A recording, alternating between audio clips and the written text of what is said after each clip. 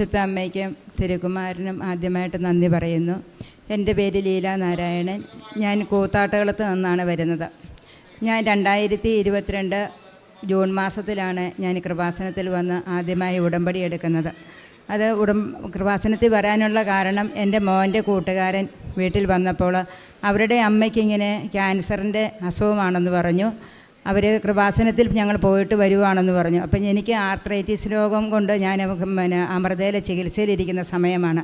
നടക്കാനൊക്കെ വളരെ ബുദ്ധിമുട്ടായിരിക്കുന്ന സമയത്താണ് മോൻ അവിടെ വരുന്നത്. അപ്പോൾ മോനോട് പറഞ്ഞു, കൂട്ടുകാരനോട് ജോജു പറഞ്ഞു, എടാ ദീപു, നമുക്ക് അമ്മേനെ ഒന്ന് കൊണ്ടുപോകാവാടാ, നമുക്ക് കൃപാസനത്തിൽ പോയി എന്താണെങ്കിലും മാറ്റം വരും. അങ്ങനെ എൻ്റെ മോനാണ് എന്നെ ഇവിടെ അന്ന് കൊണ്ടുവന്നു. പക്ഷേ വരുന്ന സമയത്ത് ഞങ്ങൾക്ക് വീട്ടിൽ വളരെ ബുദ്ധിമുട്ടുള്ള സമയമാണ്. കാരണം കൊറോണയൊക്കെ കഴിഞ്ഞ് എൻ്റെ മകന് വണ്ടിയുടെ ബിസിനസ്സായിരിക്കുന്ന സമയത്താണ്. ആ സമയത്ത് വളരെ ഒത്തിരി ബുദ്ധിമുട്ടുണ്ട്. വണ്ടിയുടെ CC അടയ്ക്കണം, അങ്ങനെയുള്ള ഒത്തിരി പ്രശ്നങ്ങളായിരിക്കുന്ന സമയത്ത് സാമ്പത്തികമായിട്ട് വളരെ വിഷമിച്ചിരിക്കുന്ന സമയത്താണ് ഞങ്ങൾ ഇവിടെ വരുന്നത്. അപ്പോൾ എൻ്റെ മനസ്സിൽ എൻ്റെ രോഗത്തെ കഴിഞ്ഞും എനിക്ക് പ്രധാനം എൻ്റെ മോനൊരു സ്ഥിരമായൊരു പണി. കാരണം അവനൊരു കടയുണ്ടായിരുന്നു. അപ്പോൾ ആ കട, ഈ ബിസിനസ് തുടങ്ങിയ സമയത്ത് അവൻ കടയിൽ നിന്ന് കട വേറൊരു കൂട്ടുകാരന് വിട്ടുകൊടുത്തു.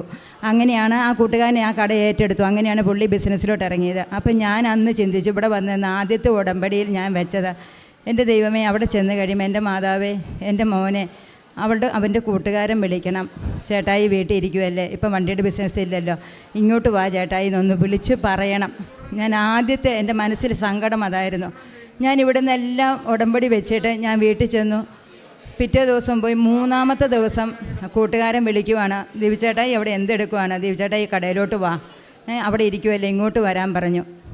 അന്ന് കടയിൽ ചെന്നാണ്. ഇന്നും എൻ്റെ മകൻ ആ കടയിൽ ജോലിയാണ്, ആ കടയിലാണ് ഇന്ന് നിൽക്കുന്നത്. അതിന് ഏറ്റവും വലിയൊരു സന്തോഷമുള്ള കാര്യമാണ്. അതുപോലെ തന്നെ എനിക്ക് ആർത്രൈറ്റിസിൻ്റെ രോഗമായിരുന്നു. അതുപോലെ തന്നെ കരൾ രോഗം ഉണ്ടായിരുന്നു. കോൺസ്റ്റിപ്പേഷൻ കാരണം വർഷങ്ങളായിട്ട് ഞാൻ വളരെ ബുദ്ധിമുട്ട് അനുഭവിക്കുകയായിരുന്നു. ഇവിടെ വന്ന് ഉടമ്പടി എടുത്തപ്പോൾ ഞാനത് 2ാമത്തെ ഉടമ്പടിയായിട്ട് വെച്ചു. ഇവിടെ നിന്ന് കിട്ടിയ തൈലവും ഉപ്പും ഞാൻ വീട്ടിൽ ചെന്ന് കഴിഞ്ഞ് ചൂടുവെള്ളത്തിലൊഴിച്ച് ഞാൻ കഴിക്കാൻ തുടങ്ങി. കുറേ ദിവസം കഴിച്ചു, പെട്ടെന്നൊന്നും മാറ്റം വന്നില്ല. കുറേ ദിവസങ്ങൾ കഴിച്ച് വയറ്റിൽ നിന്ന് പോകണമെന്നുണ്ടെങ്കിൽ മരുന്ന് കഴിച്ചിട്ടാണ് എനിക്ക് പോവുകയുള്ളൂ. അങ്ങനെ കുറേ ദിവസങ്ങൾ കഴിഞ്ഞപ്പോൾ എനിക്കറിയാൻ പാടില്ല, എനിക്ക് തന്നെ വയറിനൊരു സുഖമായി തുടങ്ങി. എൻ്റെ ഈ രോഗം പയ്യെ പയ്യെ പയ്യെ പയ്യെ മാറി. എനിക്കിന്ന് ഒരു കുഴപ്പവുമില്ല. എനിക്ക് വളരെയധികം സുഖമാണ്. എൻ്റെ വയറിന് അത്രമാത്രം എനിക്ക് സന്തോഷമാണ്. കാരണം അത്രമാത്രം ഞാൻ വിഷമിച്ചതാണ്. പിന്നെ ആർത്രൈറ്റിസ് എന്നുള്ള രോഗം, ഞാൻ അമൃത ഹോസ്പിറ്റലിലെ ട്രീറ്റ്മെൻറ്റിലിരിക്കുകയായിരുന്നു. ഇവിടെ വന്ന് ഞാൻ അമ്മയോട് പറഞ്ഞു, അമ്മ ഇനി എന്നെ അങ്ങോട്ട് വിടരുത്, 20,000 രൂപയിൽ കൂടുതലാകും ഞാൻ ഓരോ പ്രാവശ്യം പോയിട്ട് വരുമ്പം. എൻ്റെ മകൻ അതിനുള്ള വരുമാനം ഇപ്പം ഇല്ല. അതുകൊണ്ട് അമ്മേ, എൻ്റെ രോഗം എനിക്ക് മാറ്റിത്തരണം എന്ന് ഞാൻ പ്രാർത്ഥിച്ചിട്ട് ഞാൻ ഉടമ്പടിയിൽ വെച്ചിട്ട് പോയി. അന്ന് ഞാൻ ആശുപത്രിയിൽ നിന്ന് ഇറങ്ങിയത് ഇവിടെ വരുന്നതിന് 1 മാസം മുമ്പ്. പിന്നെ ഇന്ന് വരെ ഞാൻ അമൃത ഹോസ്പിറ്റലിൽ കയറിയിട്ടില്ല. ഞാൻ ഈ ഉപ്പും തൈലവും കൊണ്ട് മാത്രം ഞാൻ ജീവിക്കുവാണ്. അങ്ങനെ എൻ്റെ ആ അസുഖത്തിന് പൂർണ്ണമായിട്ടും എനിക്ക് മാറ്റം വന്നു. പിന്നെ എൻ്റെ അടുത്ത ഉടമ്പടി, എൻ്റെ കുഞ്ഞുമോളുടെ കഴുത്തിൽ, എൻ്റെ കുഞ്ഞുമോളുടെ കഴുത്തിൽ ഒരു കറുത്ത പാടായിരുന്നു. മുടിയുടെ കളറാണ്. ആ മുടിയുടെ കളർ ഇങ്ങനെ ചുറ്റും മുടിയുടെ കളർ പോലെ ഇങ്ങനെ കറുത്ത് കിടക്കുവാണ്. ഞാനിവിടെ വന്ന് അവളുടെ അമ്മ സൗദിയിലാണ്. ഞാനിവിടെ വന്ന് പ്രാർത്ഥിച്ചു, ദൈവമേ, ഞാൻ ഇവക്ക് പഞ്ചസാര ഇട്ട് കൂടുതലും ചായയൊക്കെ കൊടുത്തിട്ടാണോ ഇങ്ങനെയൊക്കെ വന്നത്, വല്ല രോഗങ്ങളാണോ? എനിക്കങ്ങ് ഭയങ്കര സങ്കടമായിപ്പോയി. ഞാൻ ഇവിടെ വന്ന് അമ്മയോട് എൻ്റെ ഉടമ്പടിയിൽ ഞാൻ വെച്ചു. അവിടെ ചെന്ന് തൈലവും ഉപ്പും ഇട്ട് ഞാൻ അവൾക്ക് ഇത് തേച്ച് കൊടുത്തു. അടുത്ത ഉടമ്പടിക്ക് ഞാനിവിടെ വരുന്നതിന് മുമ്പ് തന്നെ എൻ്റെ കൊച്ചിൻ്റെ കഴുത്ത് അതേപോലെ തന്നെ സ്വർണത്തിൻ്റെ കളർ അവിടെ അതേ കളറിലായി മാറി. അതെന്നെ വളരെയധികം നമ്മുടെ അടുത്തുള്ള എല്ലാ അയൽവക്കംകാർക്കും മനസ്സിലായി. ഇത് ഉടമ്പടിയിൽ പോയതുകൊണ്ട് ലീല ചേച്ചി അവിടെ ചെന്ന് ഇത് വെച്ചതുകൊണ്ടാണെന്ന് എല്ലാവർക്കും മനസ്സിലായി.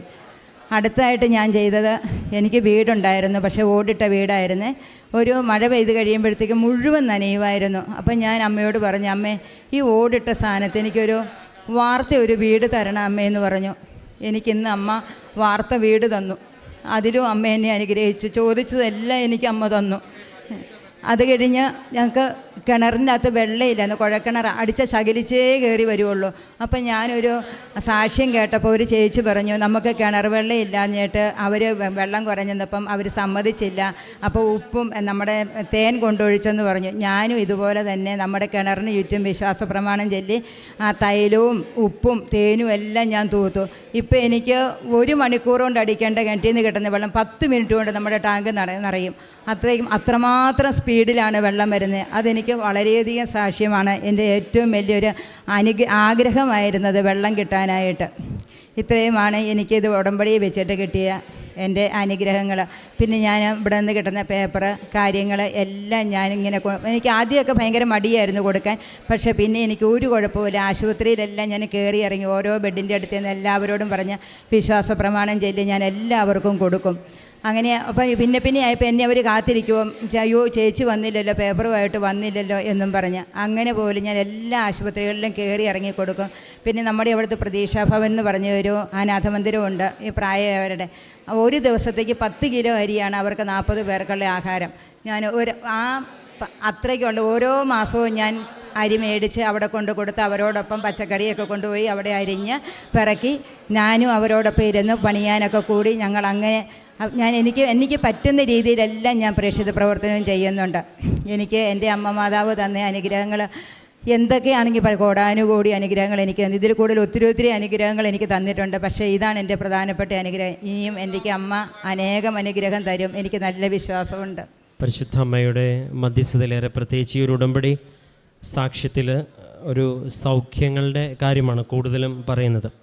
എല്ലാ സാക്ഷ്യങ്ങളും നിങ്ങൾ പ്രാർത്ഥനയോടെ വിലയിരുത്തുമ്പോഴൊക്കെയും അവരുടെ ഉടമ്പടിയിലെ ഒരു സ്ഥിരീകരണമായിട്ട് കടന്നു വരുന്ന ഒരു സൗഖ്യത്തിൻ്റെ കാര്യം എപ്പോഴും എല്ലാ സാക്ഷ്യത്തിലും അത് പറയുന്ന ഒന്ന് തന്നെയാണ്. അപ്പോൾ ഇതിൽ ഈ കൊച്ചുമകളുടെ ഉടമ്പടി വസ്തുക്കൾ ഉപയോഗിച്ച് ലഭിച്ചത് ഒരു വ്യക്തിപരമായിട്ട് ലഭിച്ച ഒരു സൗഖ്യത്തിൻ്റെ കാര്യവും പറയുന്നുണ്ട്. അപ്പോൾ അതായത് ആശുപത്രിയിലൊക്കെ പോയതിന് ശേഷം ഒരുപാട് മാറാതിരുന്നൊരു കാര്യം വിശ്വാസത്തിൽ പ്രാർത്ഥിച്ച് ഉടമ്പടിയിലെ വസ്തുക്കൾ ഉപയോഗിച്ചപ്പോൾ മാറി എന്നുള്ളൊരു വിശ്വാസത്തിൻ്റെ ഒരു അനുഭവമാണ് പറഞ്ഞത്. അത് എവിടെയാണ് അതിൻ്റെ എഫക്റ്റ് വരുന്നതെന്ന് ചോദിച്ചാൽ നമുക്ക് അങ്ങനൊരു വിശ്വാസത്തിൻ്റെ സ്ഥിരീകരണം ദൈവം ഉടമ്പടിയിലൂടെ നൽകുമ്പോൾ നമ്മൾ ഉടമ്പടി കുറച്ചും കൂടെ തീക്ഷ്ണതയോടെ ചെയ്യാനായിട്ട് നമുക്കൊരു പ്രചോദനം നൽകുക എന്ന് കൂടിയൊരു ലക്ഷ്യം ഇങ്ങനെയുള്ള സൗഖ്യത്തിനുണ്ട് എന്ന് ആ സാക്ഷ്യം പറയുന്നവർ കേൾക്കുമ്പോൾ വ്യക്തമാണ്. അപ്പം അതിനുശേഷവും പ്രകൃതിയിൽ നിന്നാണെങ്കിൽ ഉടമ്പടിയിൽ ഉപ്പിട്ട് പ്രാർത്ഥിക്കുമ്പോൾ ജലം ആവശ്യത്തിന് ലഭിച്ചു. ഇതിപ്പോൾ സ്ഥിരമായിട്ട് ആവർത്തിക്കപ്പെടുന്ന ഒരുപാട് പേരുടെ ജീവിതത്തിൽ വന്നിട്ടുള്ള സാക്ഷ്യങ്ങളാണ്. അപ്പം അതുപോലെ ഉടമ്പടിയുടെ ചില സ്ഥിരീകരണങ്ങൾ എല്ലാ സാക്ഷ്യങ്ങളിലും ഉണ്ട്.